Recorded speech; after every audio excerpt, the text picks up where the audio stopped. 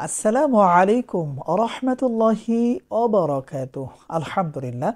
সম্মানিত দিনী ভাই ও বোনেরা, আজ আমি আপনাদেরকে শিখাতে চাই ঘাড় ঘোরানোর সময় তিনবার সুবহানাল্লাহি ও বিহামদিহি সুবহানাল্লাহিল আযীম পড়লে কি হয়। আবারও বলছি, আজকের আলোচনার বিষয় বস্তু হচ্ছে ঘাড় ঘোরানোর সময় ডানে হোক আর বামে হোক, ঘাড় ঘোরানোর সময় তিনবার সুবহানাল্লাহি ওয়া বিহামদিহি সুবহানাল্লাহিল আযীম, এই ছোট্ট দোয়াটি তিনবার পাঠ করলে কি হয়।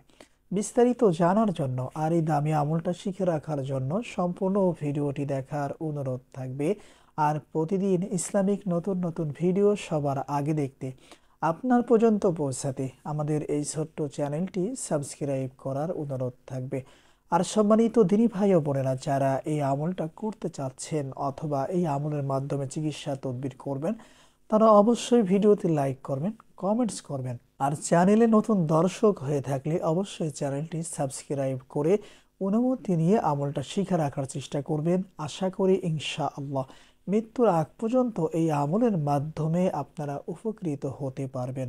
সম্মানিত দিনী ভাই ও বোনেরা, এই আমলটা আপনারা কখন কিভাবে করবেন, পরামর্শ থাকবে ফজরের নামাজের পরে করার জন্য আর মাগরিবের নামাজের পরে করার জন্য। আপনারা যদি এই দুইটি সময় আমলটা সঠিকভাবে করতে পারেন, আশা করি ইনশাআল্লাহ আপনাদের অনেক অনেক উপকার হবে, যা কল্পনাও করতে পারবেন না। এজন্য সম্মানিত দিনী ভাই ও বোনেরা, একটু সময় ব্যয় করে সম্পূর্ণ ভিডিওটি দেখার চেষ্টা করবেন, তাহলে বুঝতে সহজ হবে, আপনাদের আমলটা করতেও সহজ হবে।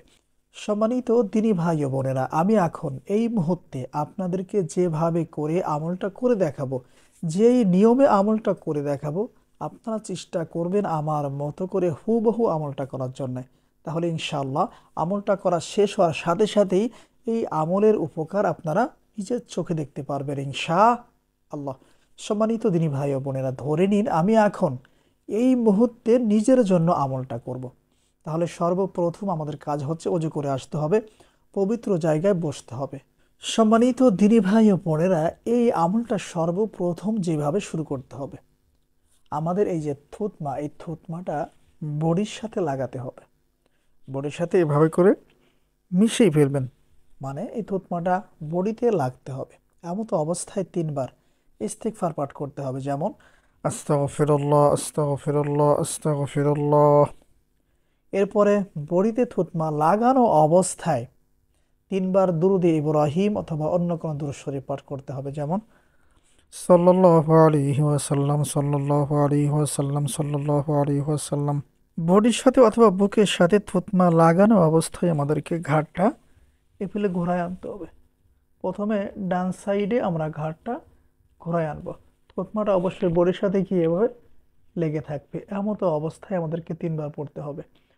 সুবহানাল্লাহি ওয়া বিহামদিহি সুবহানাল্লাহিল আযীম সুবহানাল্লাহি ওয়া বিহামদিহি সুবহানাল্লাহিল আযীম সুবহানাল্লাহি ওয়া বিহামদিহি সুবহানাল্লাহিল আযীম। এরপরে বডির সাথে থুতমা লাগানো অবস্থায় আমাদেরকে ঘাড়টা আবার আস্তে আস্তে করে বাম সাইডে ঘোরায় নিয়ে আসতে হবে। এখানে ঘোরায় আনার পরে থুতমা বডির সাথে লাগানো অবস্থায় আমাদেরকে তিনবার পড়তে হবে। সুবহানাল্লাহি ওয়া বিহামদিহি সুবহানাল্লাহিল আযীম সুবহানাল্লাহি ওয়া বিহামদিহি সুবহানাল্লাহিল আযীম সুবহানাল্লাহি ওয়া বিহামদিহি সুবহানাল্লাহিল আযীম। তিনবার এই ছোট্ট তাসবিহ পড়া হয়ে যাওয়ার পরে আবার আস্তে আস্তে করে আমাদের মুখটা সরানো আসতে হবে একবারে মাঝখানে। মাঝখানে আনার পরে আমাদেরকে কষ্ট করে একবার দুরূদে ইব্রাহিম অথবা অন্য কোনো দুরূদ শরীফ পাঠ করতে হবে, যেমন সাল্লাল্লাহু আলাইহি ওয়াসাল্লাম। সম্মানিত দিনী ভাই ও বোনেরা, এই নিয়মে সকালবেলায় ফজরের নামাজের পরে একবার আমলটা করবেন, আর মাগরিবের নামাজের পরে কষ্ট করে একবার আমলটা করবেন। সম্মানিত দিনী ভাই ও বোনেরা, এখন আপনাদেরকে বলে দিব ঘাড় ঘোরানোর সময় তিনবার সুবহানাল্লাহি ওয়া বিহামদিহি সুবহানাল্লাহিল আযীম, সুবহানাল্লাহি ওয়া বিহামদিহি সুবহানাল্লাহিল আযীম, সুবহানাল্লাহি ওয়া বিহামদিহি সুবহানাল্লাহিল আযীম। এই ছোট্ট দোয়াটি পড়লে কি হয়? তার আগে আপনাদেরকে ছোট্ট করে একটি কথা বলতে চাই। সেই কথাটি হচ্ছে, যারা এই আমলটা করবেন অথবা এই আমলের মাধ্যমে চিকিৎসা তদবির করবেন, দয়া করে কেউ টাকা পয়সা খাওয়ার নিয়তে করবেন না। টাকা পয়সা খাওয়ার জন্য কেউ যদি এই আমলটা করেন, তাহলে আপনি নিজেই তো উপকৃত হতে পারবেন না, আর কোনো মানুষের উপকারও করতে পারবেন না, কারণ আপনার দ্বারা এই আমলের মাধ্যমে কোনো উপকার হবে না। এজন্য সম্মানিত দিনী ভাই ও বোনেরা, একমাত্র তাদের জন্যই এই আমলটা, যারা ফি সাবিলিল্লাহ, আল্লাহ সুবহানাহু ওয়া তাআলাকে রাজি খুশি করার জন্য এবং অসহায় মানুষের সেবা করার জন্য আমলটা করবেন, তাদের জন্য এই আমল।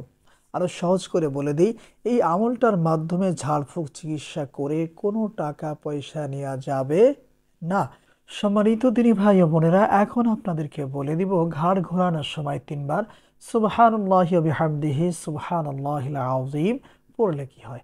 সম্মানিত দিনী ভাই ও বোনেরা, অনেক সময় দেখা যায় যে আমাদের ঘাড়ে প্রচণ্ড ব্যথা বেদনা হয়ে থাকে, এ পাশেও হয়ে থাকে আবার এ পাশেও হয়ে থাকে, অথবা এই সাইডের রগে ব্যথা করে থাকে, আবার অনেক সময় দেখা যাচ্ছে মাথার ভিতর দিয়ে অনেক জ্বালা যন্ত্রণা ব্যথা করে থাকে।